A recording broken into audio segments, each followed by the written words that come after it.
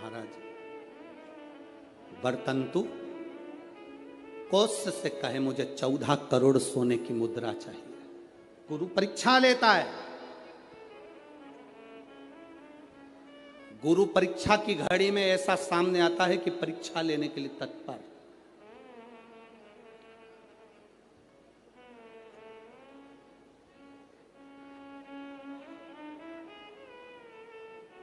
ली परीक्षा, 14 करोड़ सोने की मुद्रा। कौत्स गया तुरंत राजा रघु के पास में। राजा रघु से कहा महाराज 14 करोड़ सोने की मुद्रा मेरे गुरु जी को देना है, मैं ब्राह्मण का बालक हूं, आप दे दो। राजा रघु ने कहा 14 करोड़ सोने की मुद्रा देने के लिए मना नहीं, पर मैंने अभी यज्ञ करा था, उस यज्ञ में मैंने सोने की मुद्रा सब संतों को ब्राह्मण जन को बांटी है। मेरे पास में इतनी मुद्रा नहीं, थोड़ी बहुत निकल जाएगी, 1 करोड़ दे दूंगा, 14 करोड़ कहां से लाऊं। राजा रघु ने कहा पर ब्राह्मण मेरे दरवाजे से खाली ना जा, रुकिए मैं इंद्र पर आक्रमण करता हूं। गुरु गुरु है, इंद्र पर आक्रमण करता हूं। राजा रघु ने इंद्र पर सेना तैयार कर आक्रमण करना प्रारंभ करा। इंद्र का सिंहासन डोलने लगा। इंद्र दौड़ते दौड़ते भगवान ब्रह्मदेव के पास में गए। राजा रघु इंद्र पर आक्रमण कर रहे हैं, इंद्रलोक पर आ रहे हैं, क्या करा जाए। एक बच्चे को 14 करोड़ सोने की मुद्रा चाहिए, गुरु ने मांगी है, इसीलिए लेकर जा रहा है। उसको 14 करोड़ स्वर्ण मुद्रा, हाँ 14 करोड़, हाँ क्या करें।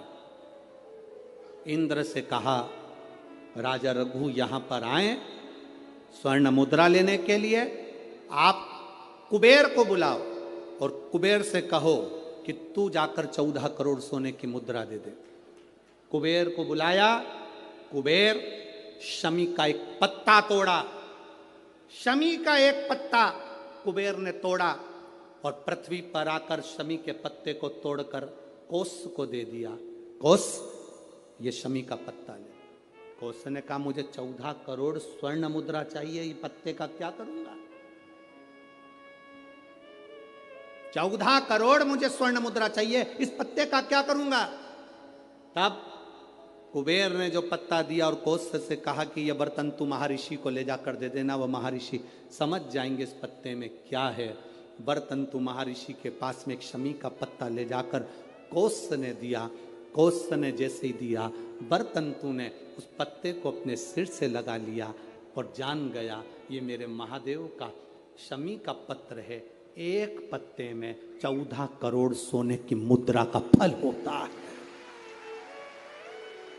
14 करोड़ सोने की मुद्रा का फल एक शमी के पत्ते में होता है। तुरंत बर्तंतु महर्षि ने शंकर की आराधना कर कर शिव जी से हाथ जोड़कर प्रार्थना करी, बाबा प्रकट हो। देवादिदेव महादेव प्रकट होकर कहते हैं बर्तंतु मांगो तुम्हें क्या चाहिए। बर्तंतु कहते हैं बाबा शरदीय नवरात्रि पूर्ण होने पर जो विजयदशमी आए, उस दशमी के दिन जो एक शमी का पत्र भूलवश भी महादेव को समर्पित कर दे, उसकी जिंदगी में कभी संपदा की कमी ना आए। एक शमी का पत्र, एक शमी का पत्ता 14 करोड़ सोने की मुद्रा से प्रबल हो जाता है। एक शमी का पत्र। आज भी कई जगह पर विजयदशमी के दिन, कई स्थानों पर विजयदशमी के दिन शमी के पत्ते का लेन देन होता है। शमी के यहाँ होता है कि नहीं होता हमको स्मरण नहीं है, महाराष्ट्र में तो, पर कई जगह पर होता है। यहाँ पर भी शमी का जो पत्र होता है विजयदशमी के दिन लोग देकर उसको प्रणाम करते हैं, माता पिता को नमन करते हैं। क्यों? आप अपने बच्चे हो, आपसे पूछेंगे, आपकी औलाद आपसे पूछेगी, आपके आने वाली पीढ़ी आपसे पूछेगी, माँ ये कौन सा नाटक बनाकर रखा है तुम लोगों ने, शमी का पत्ता दे, शमी का पत्ता ले, मिलने जाओ तो शमी का पत्ता, शमी का पत्ता क्यों लिया दिया जाता है। बच्चे पूछेंगे, आज की पीढ़ी बहुत प्रश्न करती है, उसको उत्तर देना पड़ेगा कि एक पत्ते में 14 करोड़ स्वर्ण मुद्रा का फल होता है। एक शमी के पत्र में आज के बच्चे जो प्रश्न करेंगे उसका उत्तर देने के लिए तुम्हें तैयार रहना पड़ेगा। उस उत्तर को तुम्हें देना पड़ेगा कि ये शमी का पत्र विजयदशमी पर क्यों लेन देन किया जाता है, शमी का पत्र क्यों शिव के मंदिर में जाता है, शमी के पत्र की मूलता क्यों होती है, इसको समझाना।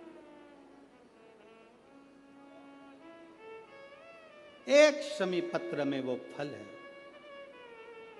और केवल यही नहीं, शमी के वृक्ष के नीचे, बेलपत्री के वृक्ष के नीचे अगर भूल से भी बच्चा, बूढ़ा, कोई व्यक्ति एक पार्थिव शिवलिंग का निर्माण कर लेता है, भूलवश भी उस पे जल समर्पित कर देता है, भूलवश भी उसके भाव से पुष्प या शमी पत्र या बेलपत्र भी चढ़ा देता है, तो वो इस संसार में कहीं ना कहीं सुख भोगता ही है, उसके जीवन में दुख नहीं। शमी पत्र की मूलता